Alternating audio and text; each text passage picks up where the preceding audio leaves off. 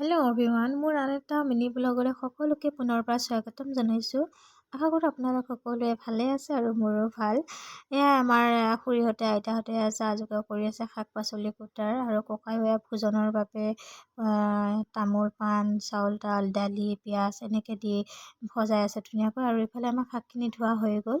তাৰপিছতে আমাৰ খুৰাহঁতে ধুনীয়াকৈ বনাই মেলি লোৱাৰ পিছতে আৰু আমাৰ মাছখিনি ফ্ৰাই কৰি লৈছে ককাহঁতে। তাৰপিছতে আমাৰ সেৱা ভাগ আগবঢ়াইছোঁ আমি সকলোৱে, গাঁৱৰ হকে যাতে সকলোৱে ভালে কুশলে থাকে সেয়াই ভগৱানৰ ওচৰত প্ৰাৰ্থনা কৰিছোঁ।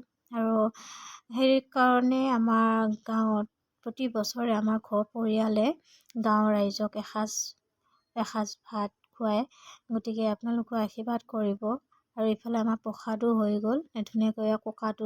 ককাটোৱে ধুনীয়াকৈ আমাক ভগাই মেলি দিলে আৰু আমিও খালোঁ। তাৰপিছতে মাছৰ ব্যৱস্থা কৰি আছে। তাৰপিছতে আইতাহঁতে ধুনীয়াকৈ বহি ল'লে, বহি মেলি লৈ আৰু আইতাহঁতে ধুনীয়াকৈ ককাহঁতক দিলে যাতে সকলোৱে ভালে কুশলে থাকে। আপোনালোকে আশীৰ্বাদ কৰিব যাতে সকলোৱে ভালে থাকে। মোৰ ভিডিঅ'টো ইমানতে। মোৰ ভিডিঅ' কোনে চাই ভাল পায় আপোনালোকে লাইক কমেণ্ট শ্বেয়াৰ কৰিব। যদিহে ভিডিঅ'টো ভাল পায় ছাবস্ক্ৰাইব কৰি দিবলৈ নাপাহৰিব।